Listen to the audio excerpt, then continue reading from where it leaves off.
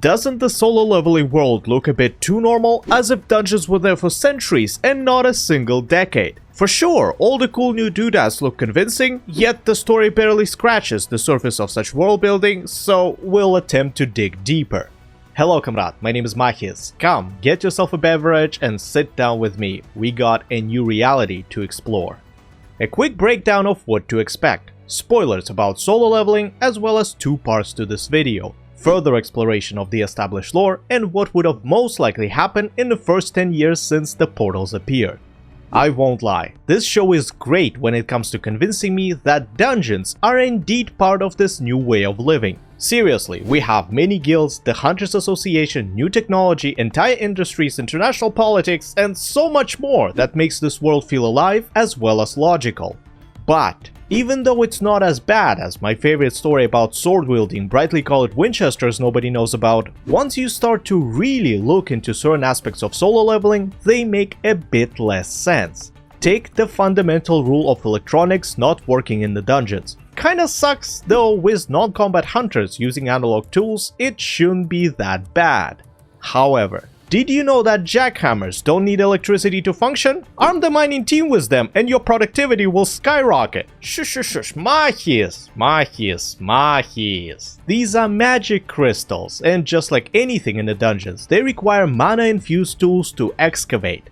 Ah, shucks. If only there were craftsmen who can make these fantasy tools. Oh wait, there are! So why not take the material these pickaxes are made of and turn them into jackhammer parts? Or what, they have to look like medieval shit to work as well? Next you're gonna tell me that they must be used by an awakened person too? That is actually possible, because there is no other way to explain why they can't make guns or bullets imbued with essence stones. If all it takes to damage these monsters is to have a weapon that has some mana in it, the world would have definitely converted existing or created new armaments to be used by non-awakened people. You can go as far as creating a functional, convenient railgun with this new energy source, allowing tanks, for instance, to participate in clearing particularly annoying breaks. Doesn't have to be your answer to the higher ranked dungeons, but a measly D rank golem could have caused way less havoc if there was a magic mobile cannon of a respectable caliber. If whatever this is exists, I don't see why there can't be anything better. Anyway, if we establish that you need mana inside to deal with anything dungeon related, it stands to reason that Juhi is not working in a general hospital, as her magic probably doesn't work on regular people. Still, I can't wrap my head around why there is no hunter-specific treating facility or a group of healers responsible for them. Best Girl can't be the only one who doesn't want to go through portals, so you can surely create a hunter's ambulance who would go to active or finish raids to patch up the participants. With how many lower-end teams often compromise on recommended composition, nasty bites, deep cuts, and other wounds would be rather common in a group that lacks healers. Also, the speed of the response counts quite a bit, as Mr. Sung might have gotten back to full health if the right person attended him quick enough. I bet you an arm and a leg that a support dude with limb restoration skills can make a fortune by being an on-call first responder. I'd even equip them with a hunter possessing movement skills for faster traveling and one of those little helicopters to avoid traffic. Being at the right place at the right time can ensure your success, but what about being at the wrong place at the wrong time when it's somebody pretending to be you? In light of the recent national public data breach that leaked 2.9 billion records with highly sensitive personal data, Aura, the sponsor of today's video, has the answer. It monitors your personal data, like the one you enter when registering somewhere, across billions of data points like the dark web and the public court records to alert you about potential identity theft. They also provide up to $5 million in identity theft insurance in case something goes south. Plus, Aura offers a variety of other features to keep you safe online, like a VPN for secure browsing, data broker opt-out to stop companies from selling your personal information, a password manager, and more.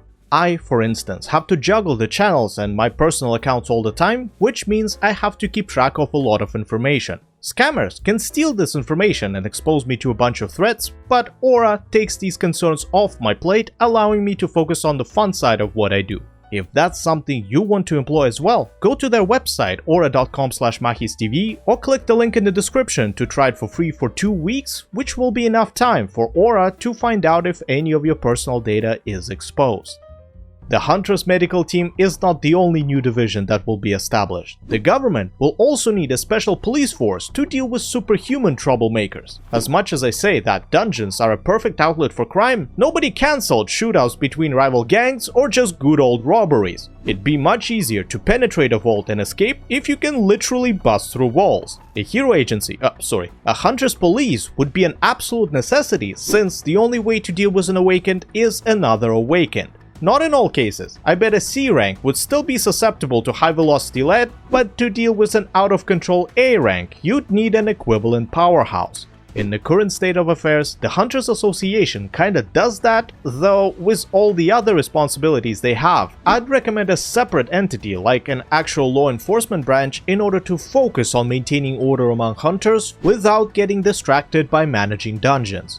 We all know this stuff, as it's a common theme in a lot of shows, yet we needed to mention it in order to go up in scale. International. That's where the fun starts, because if you think that all the countries will be just sitting there dealing with their own problems, it never happened throughout the entire history, and it won't start with the appearance of dungeons. Take the hotspots, for example, Middle East or some parts of Africa, hell, even South America. It would be a shit show that will affect everyone around, either through broken gates or straight up armed conflicts. The world will need a type of conglomerate that will be able to say, you guys play nice or the daddy will get the belt. It's a very complicated issue, and I don't think it would have been solved allowing the country with the strongest hunter force to eventually take over the world. Not gonna happen overnight, and not necessarily through major violence. It'd be like, we're gonna lend you some hunters here, clear gates in these areas there, and boom, now you're dependent as all of your hunters left for better working conditions, while dungeons still need to be cleared.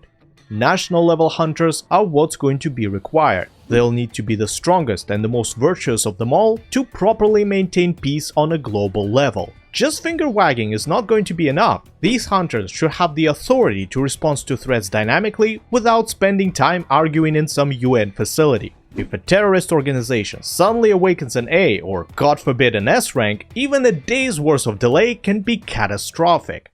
The closest parallel I can give is the cabin in the woods, where there is some ancient evil that needs to be appeased, otherwise it will come out and destroy the world. In this case, it'll be us making sure these international level hunters live their best lives, so they in turn can keep the whole population safe. Example, Hwang Dong-suk's team was not looked into mainly because of his younger S-rank brother. If there was a guarantee that if he is found guilty the punishment would be administered, many lives could have been saved. That will allow countries to keep hunters exclusively for domestic issues, since they're already in limited supply, and recruiting them for military purposes would negatively affect your dungeon clearing rates. Speaking of which, if I recall correctly, South Korea has mandatory army conscription, and it makes me wonder whether the awakened people would have something similar. Any people for that matter. Make everyone go get mana evaluated once a year in order to reduce the amount of undocumented superhumans and to maximize the amount of hunters in the country. Naturally, not every single person is a good fit for fighting monsters, yet I wouldn't be surprised if anyone C rank or above would go to a bootcamp / low rank gates in order to catalog their abilities and lighten the load for actual hunters. This will help to accomplish several goals, reducing the amount of people hiding their rank or skills, ensuring that E and D rank breaks don't happen too often, as well as providing invaluable experience for future raiders. You can even recruit higher ranks to guarantee everyone's safety as much as possible. Juhi was pretty much doing it already, so there is definitely a possibility.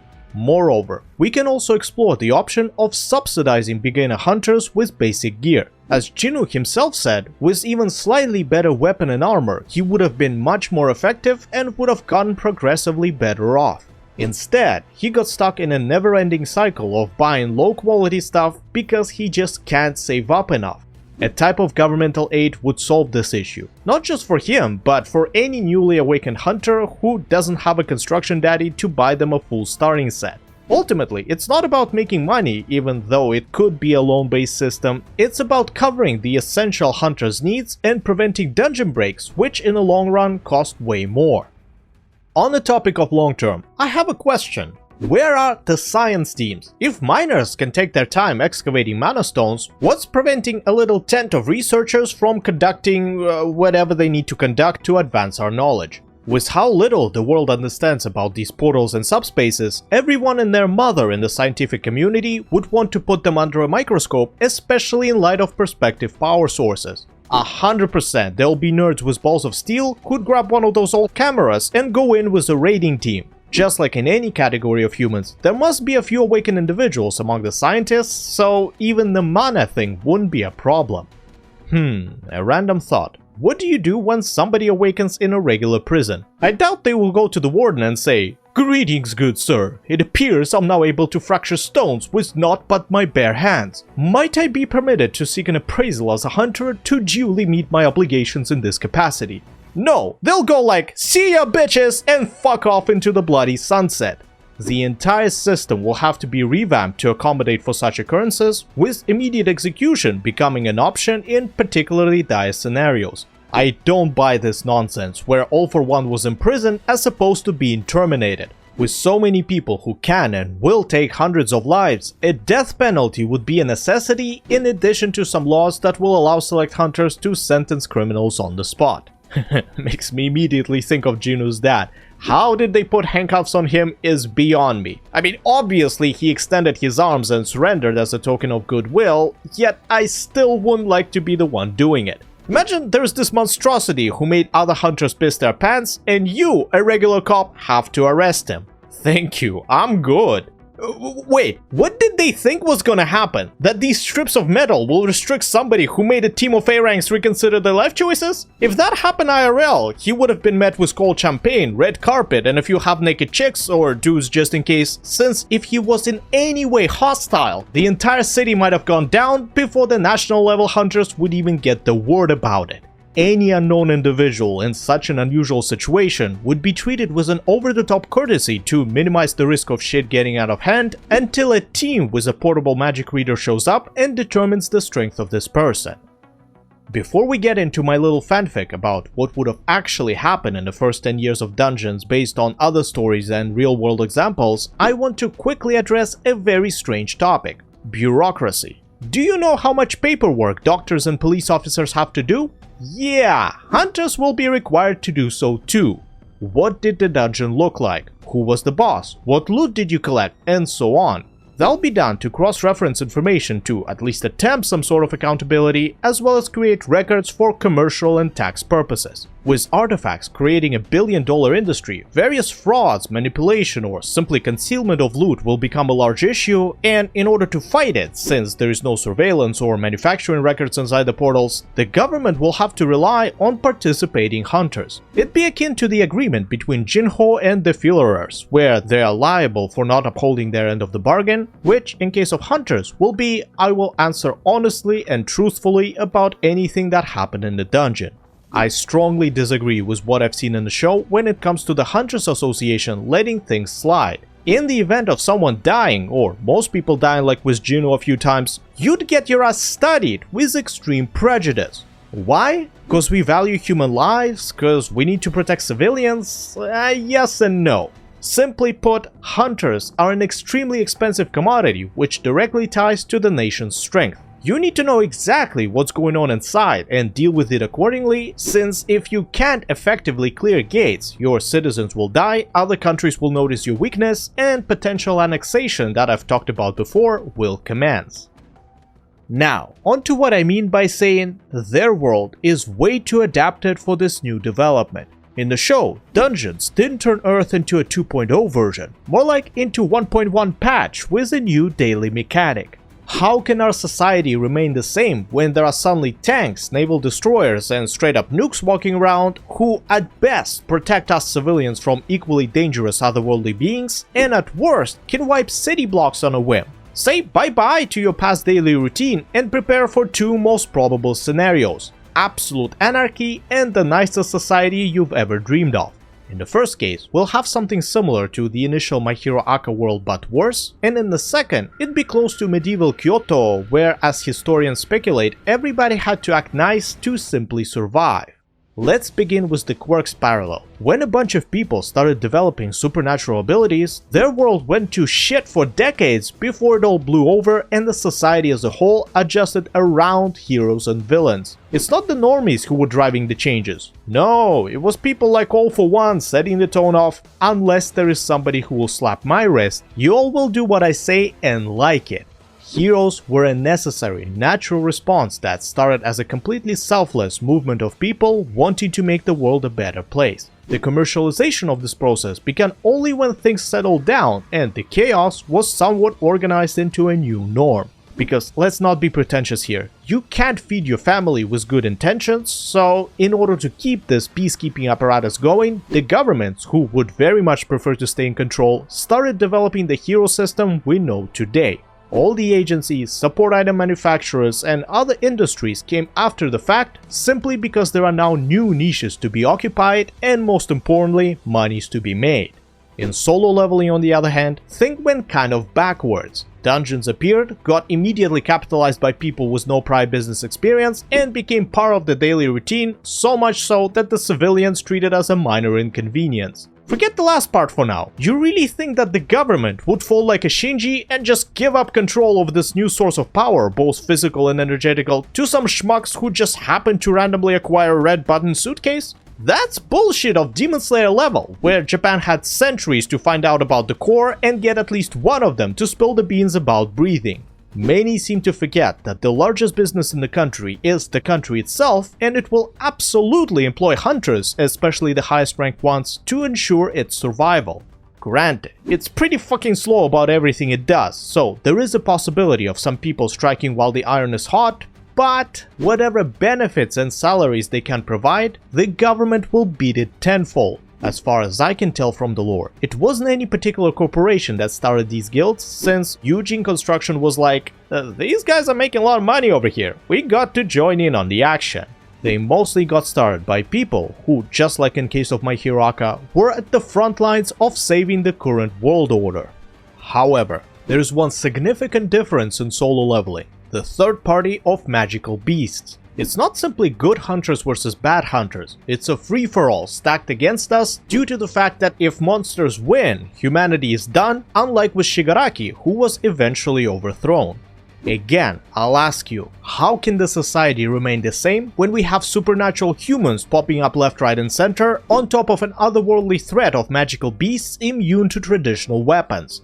The situation is significantly worse than in My Hero Acca simply because the first generation quirks couldn't level cities the way S ranks can. If we add monsters to the absolute misery that was the first few decades since quirks appeared, the world would have collapsed into small divided communities ruled by an actual exercisable power, as it would have been the only factor that protects them. Next, let's look at the other, more hopeful scenario. People will take the threat of dungeons super seriously, and in combination with not knowing ahead of time how strong somebody is, they will create a prosperous society of respect and humility. Okay, sounds a bit too romanticized, but hear me out. With how many people awaken powers to snap your neck on the spot, you'd be behaving very differently in the public and when dealing with unfamiliar individuals. There's no telling if somebody won't take your mama joke personally and won't retaliate immediately. Remember, a good chunk of awakened ones would be battle-hardened warriors who you definitely don't want to upset.